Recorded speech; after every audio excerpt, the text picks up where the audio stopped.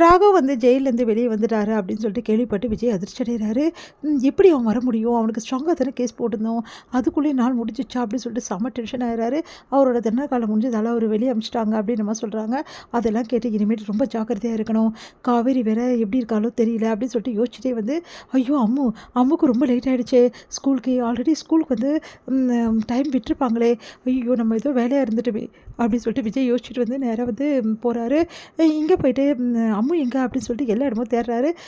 என் குழந்தை வந்து உள்ளே இருக்காளா அப்படின்னு சொல்லிட்டு யாராவது கூட்டிகிட்டு போயிட்டாங்களா அப்படின்னு சொல்லிட்டு கேட்டோன்னே உடனே வந்து தாத்தா நீங்கள் தான் கூட்டிகிட்டு வந்தீங்களா அப்படின்னு சொல்லிட்டு ஃபோன் பண்ணுறாரு. இல்லைப்பா நான் எங்கே கூட்டிகிட்டு வந்தேன், உனக்கு தெரியாமல் எப்படிப்பா நான் கூட்டின்னு வர முடியும் அப்படின்னு.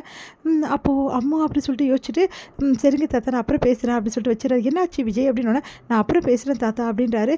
எங்கே வந்து எனக்கு தெரியாமல் எப்படி நீங்கள் வந்து குழந்தைய அனுப்பலாம், அது எப்படி வந்து பேரண்ட்ஸ்க்கு தான் நீங்கள் அனுப்ப முடியும் அப்படின்னு.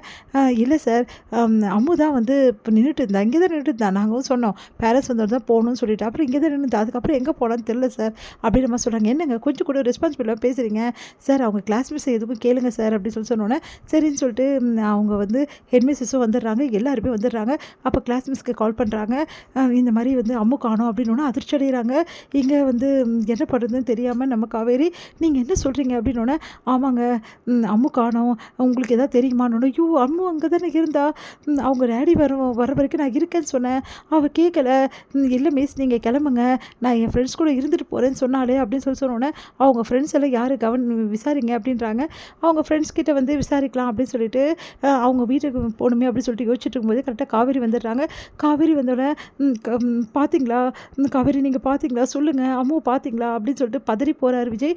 சரி சரி நீங்கள் டென்ஷன் ஆகாதீங்க, எனக்கே ஒரு பதட்டமாக தான் இருக்குது, அம்மா இங்கே தான் இருந்தா, ஸ்கூல் வந்து நான் முடியும் போது கூட நான் சொன்னேன் நான் இங்கேயே இருக்கேன் உங்கள் டேடி வரை வரைக்கும். இல்லை என் ஃப்ரெண்ட்ஸ் கூட நான் விளையாடிட்டு என் டேடி வந்து நான் போயிடுவேன் அப்படின்னு சொன்னால் அவங்க ஃப்ரெண்ட்ஸ் யார் அப்படின்னோடனே ஒரு நிமிஷம் இருங்க அப்படின்னு சொல்லிட்டு அவங்க ஃபோன் நம்பர் அட்ரஸ் வாங்கிக்கிறாங்க. சரி நம்ம அங்கே போய் பார்க்கலாம், ஒரு வேளை ஃப்ரெண்ட்ஸ் வீட்டுக்கு எதாவது போயிருப்பாளோ அப்படிலாம் அம்மா கண்டிப்பாக போகவே மாட்டாங்க, எனக்கு என் காவேரி பற்றி நல்லா தெரியும் அப்படின்றாரு. சரி எதுக்கும் போய் பார்க்கலாம் அப்படின்னு சொல்லிட்டு அந்த ஃப்ரெண்ட்ஸோட நம்பர்லாம் வாங்கிட்டு போகிறாங்க. பார்த்தா அங்கேயும் வந்து அம்மா வரல அப்படின்னு அதிர்ச்சி அடைகிறாங்க. ஏதாவது ஆயிருக்குமா அப்படின்னு சொல்லிட்டு ரொம்ப பயந்து போகிறாங்க காவேரிக்கு நெஞ்செல்லாம் படப்படன்னு வருது, அப்படியே கை காலம் உதற ஆரம்பிக்குது. அதை பார்த்து விஜய் அமைதியாக இருங்க ஒன்றும் ஆகாது அப்படின்னு சொல்கிறாங்க. உடனே வந்து அவர் தானே குழந்தையோட அப்பா, ஆனால் எனக்கு இப்படி பதறுது அப்படின்னு சொல்லிட்டு யோசிக்கிறாங்க காவேரி. உடனே வந்து சரி நீங்கள் டென்ஷன் ஆகாதீங்க, இல்லை நீ டென்ஷன் ஆகாதீங்க அப்படின்னு சொல்கிறாங்க. இப்போ என்ன பண்ணுறது, ஐயோ குழந்தை எங்கே போனாலும் தெரியலையே அப்படின்னு சொல்லிட்டு ரொம்ப பதறி போகிறார் விஜய், செம்ம டென்ஷனாக வராரு. உடனே வந்து காவேரி சொல்கிறாங்க சிசிடிவி ஃபுட்டேஜ் பார்த்தா கரெக்டாக இருக்கும் அப்படின்னு சொன்னோன்னே சரி நம்ம முதல்ல அங்கே அம்மு எங்கே இருந்தாலும் அந்த இடத்துலேருந்து பார்ப்போம் அப்படின்னு சொல்லிட்டு அங்கே வந்து சிசிடிவி ஃபுட்டேஜ் வந்து பார்க்குறாங்க. பார்த்தா வந்து குழந்தைய யாரோ கூட்டிகிட்டு போகிற மாதிரி இருக்குது. அதை பார்த்து அதிர்ச்சி அடைகிறாங்க. பார்த்தா வந்து வாங்க அப்படின்னு சொல்லிட்டு ஏதோ ஒரு வண்டியில் வந்து குழந்தை வந்து ஏறுறா.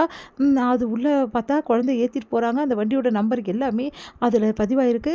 அதை பார்த்து விஜய் செமையாக டென்ஷன் ஆகிறாரு. உடனே போலீஸ்க்கும் ஃபோன் பண்ணி சொல்லிவிட்டு விஜய் வந்து கண்டிப்பாக இங்கே இருந்தால் போயிருக்கோம், ரொம்ப தூரம் போயிருக்க முடியாது அந்த வண்டி அப்படின்னு சொல்லிட்டு எல்லா போஸ்ட்டையும் வந்து செக் பண்ண சொல்கிறாரு போலீஸ்கிட்ட.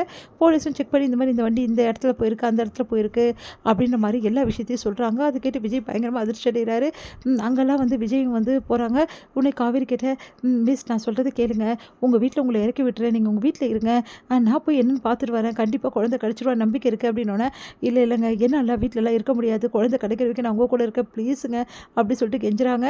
சரின்னு சொல்லிட்டு விஜயும் காவேரி கூட்டிகிட்டு எல்லா இடமும் அழிகிறாரு. கடைசியாக ஒரு செக் போஸ்ட்டை வந்து கடந்து இந்த சைடு தான் போயிருக்கு அப்படின்னோட கரெக்டாக அந்த குடோனை கண்டுபிடிச்சிடுறாரு. அங்கே ரவுடிஸ் எல்லாமே நிறைய பேர் இருக்காங்க. அவங்களெல்லாம் வந்து அடித்து போட்டுட்டு பார்க்குறாரு. பார்த்தா குழந்தை வந்து அப்படியே மயங்கி இருக்கா. அதை பார்த்து அலறி துடிக்கிறாங்க காவேரி. அம்மா உனக்கு என்னாச்சுன்னு பயங்கரமாக பதறி துடிக்கிறாங்க. அதுக்கப்புறம் முகத்தில் தண்ணி தெளித்து குழந்தைய எழுப்புறாங்க. குழந்தையும் கண்ணை திறந்துடா. அப்புறம் நிம்மதி அடைகிறாங்க. உடனே ஹாஸ்பிட்டலுக்கு போகணும் அப்படின்னு சொல்லிட்டு குழந்தைய கூட்டிகிட்டு விஜய் வந்து எல்லாரையும் அடித்து போட்டு குழந்தையும் வந்து காப்பாற்றி கூட்டிகிட்டு போகிறாரு ஹாஸ்பிட்டலுக்கு. எங்கள் ஹாஸ்பிட்டலுக்கு போனோம் குழந்தை நல்லா இருக்குது அப்படின்றாங்க, நிம்மதி அடைகிறாங்க. அடுத்து வந்து தாத்தா அதுக்கப்புறம் வீட்டில் உள்ளவங்க எல்லாருமே வந்துடுறாங்க. அடுத்து வந்து இங்கே காவேரி அதுக்கப்புறம் எல்லாருமே சேர்ந்து வந்து அம்மாவை வீட்டுக்கு கூட்டிகிட்டு போகிறாங்க. குழந்தைங்க பெட்ரூமில் தூங்க வச்சுட்டு வெளியே வராங்க காவேரி. வெளியே வந்தோடனே காவேரி கிட்ட விஜய் வந்து தேங்க்ஸ் சொல்கிறாரு. பரவாயில்லைங்க இதுக்கு எதுங்க தேங்க்ஸ் அப்படின்றாங்க. உடனே காவேரி வந்து அம்மாவை எதுக்காக தூக்கிட்டு போயிருப்பாங்க அப்படின்னோடனே விஜய் யோசிக்கிறாரு. கண்டிப்பாக இது ராகவோட வேலையாக தான் இருக்கும். இந்த விஷயத்தை நான் இங்கே சொன்னால் பெரிய எல்லாரும் பிரச்சனை போடுவாங்க, காவேரி தான் காரணம்னு வாங்க சொல்லக்கூடாது அப்படின்னு சொல்லிட்டு முடிவு